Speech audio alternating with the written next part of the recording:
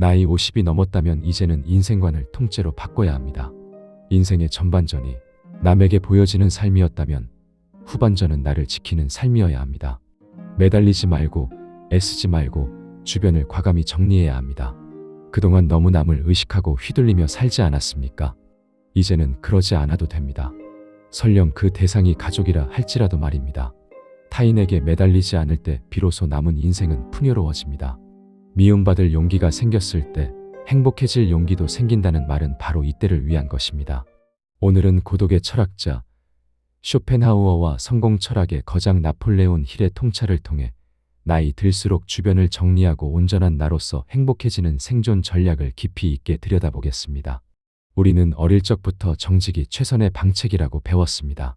하지만 냉정하게 당신의 지난 세월을 돌아보십시오. 그 순진한 정직함이 과연 당신에게 부와 존경을 가져다 주었습니까? 아니면 오히려 약점이 잡히고 이용당하며 가슴치는 후회만 남겼습니까? 이제 착한 사람 콤플렉스에서 벗어나야 합니다. 인생의 후반전에는 무방비 상태의 솔직함이 아니라 고도의 지혜가 담긴 위장술이 필요합니다. 단언컨대 지금부터 당신은 철저히 속여야 합니다. 99%의 사람들은 준비되지 않은 채 자신의 패를 다 보여주며 패배를 자초합니다. 세상은 약해 보이는 자를 돕는 것이 아니라 짓밟으려 들기 때문입니다. 나폴레온 힐은 성공의 정점에 선 자들이 침묵의 힘을 이용해 자신을 신비롭게 포장할 줄 안다고 강조했습니다. 그 거룩한 속임수 속에 진정한 승리의 비밀이 숨겨져 있습니다. 또한 쇼펜하우어는 냉정하게 말합니다.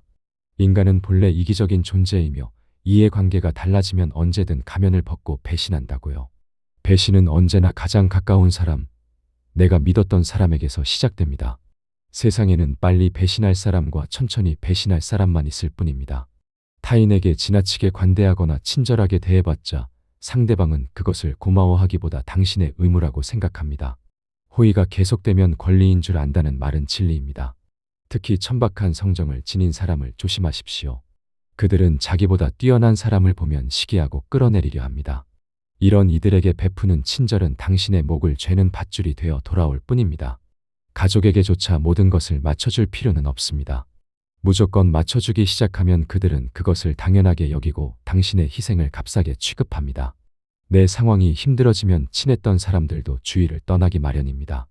인간관계가 끊기는 것에 상처받지 마십시오.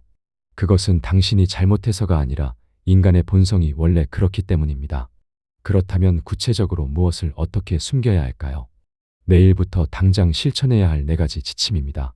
첫째, 당신의 돈 주머니 사정을 철저히 속이십시오. 돈이 많다고 자랑하지도 없다고 징징대지도 마십시오. 부유함과 빈곤함 사이의 모호한 경계에 서십시오. 그 불확실함이 당신에게 신비감을 부여하고 함부로 대할 수 없는 긴장감을 만듭니다. 둘째, 당신의 병과 약점을 속이십시오.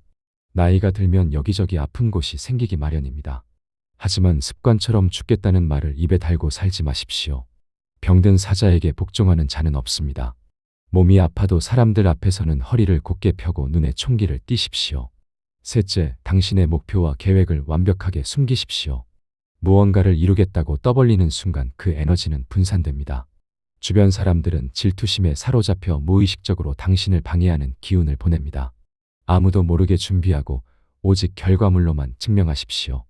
넷째, 당신의 가정사를 절대로 발설하지 마십시오.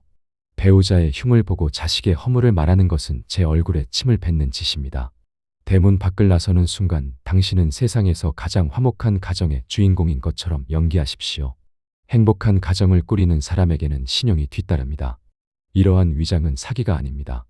당신의 뇌는 당신이 실제로 부자인지 부자인 척 연기하는 것인지 알지 못합니다. 그저 당신이 내뱉는 말과 행동, 당신이 품고 있는 감정의 진동을 그대로 받아들여 현실로 창조해 낼 뿐입니다. 우주는 거대한 거울과 같습니다. 당신이 가난하다고 소리치면 우주는 그래, 너는 가난하구나라고 응답하며 더 큰 가난을 안겨줍니다. 그러므로 우리는 의도적으로 현실을 왜곡해야 합니다. 통장 잔고가 바닥을 칠지라도 마음만은 풍요로운 왕처럼 행동해야 합니다. 미래의 현실을 현재로 앞당겨오는 성스러운 의식이라고 믿으십시오. 외로움은 혼자 있을 때 느끼는 고통이지만 고독은 혼자 있을 때 느끼는 평온입니다. 나약한 사람들은 고독이 두려워 끊임없이 사람을 찾아다닙니다. 하지만 쇼펜하우어는 단언합니다. 사람은 혼자일 때야 비로소 온전한 자기 자신이 된다고요. 우리가 남의 시선을 신경 쓰며 타인처럼 살기 위해 인생의 4분의 3을 허비하고 있다는 사실을 깨달아야 합니다. 남들의 인정을 갈구하는 삶은 타인의 노예로 사는 것과 다름없습니다. 우리는 어릴 적부터 정직이 최선의 방책이라고 배웠습니다. 하지만 냉정하게 당신의 지난 세월을 돌아보십시오. 그 순진한 정직함이 과연 당신에게 부와 존경을 가져다 주었습니까? 아니면 오히려 약점이 잡히고 이용당하며 가슴치는 후회만 남겼습니까? 이제 착한 사람 콤플렉스에서 벗어나야 합니다. 인생의 후반전에는 무방비 상태의 솔직함이 아니라 고도의 지혜가 담긴 위장술이 필요합니다. 단언컨대 지금부터 당신은 철저히 속여야 합니다. 99%의 사람들은 준비되지 않은 채 자신의 패를 다 보여주며 패배를 자초합니다. 세상은 약해 보이는 자를 돕는 것이 아니라 짓밟으려 들기 때문입니다. 나폴레온 힐은 성공의 정점에 선 자들이 침묵의 힘을 이용해 자신을 신비롭게 포장할 줄 안다고 강조했습니다. 그 거룩한 속임수 속에 진정한 승리의 비밀이 숨겨져 있습니다. 또한 쇼펜하우어는 냉정하게 말합니다. 인간은 본래 이기적인 존재이며 이해관계가 달라지면 언제든 가면을 벗고 배신한다고요. 배신은 언제나 가장 가까운 사람, 내가 믿었던 사람에게서 시작됩니다. 세상에는 빨리 배신할 사람과 천천히 배신할 사람만 있을 뿐입니다. 타인에게 지나치게 관대하거나 친절하게 대해봤자 상대방은 그것을 고마워하기보다 당신의 의무라고 생각합니다. 호의가 계속되면 권리인 줄 안다는 말은 진리입니다. 특히 천박한 성정을 지닌 사람을 조심하십시오. 그들은 자기보다 뛰어난 사람을 보면 시기하고 끌어내리려 합니다. 이런 이들에게 베푸는 친절은 당신의 목을 죄는 밧줄이 되어 돌아올 뿐입니다. 가족에게조차 모든 것을 맞춰줄 필요는 없습니다. 무조건 맞춰주기 시작하면 그들은 그것을 당연하게 여기고 당신의 희생을 값싸게 취급합니다. 내 상황이 힘들어지면 친했던 사람들도 주위를 떠나기 마련입니다. 인간관계가 끊기는 것에 상처받지 마십시오. 그것은 당신이 잘못해서가 아니라 인간의 본성이 원래 그렇기 때문입니다. 그렇다면 구체적으로 무엇을 어떻게 숨겨야 할까요?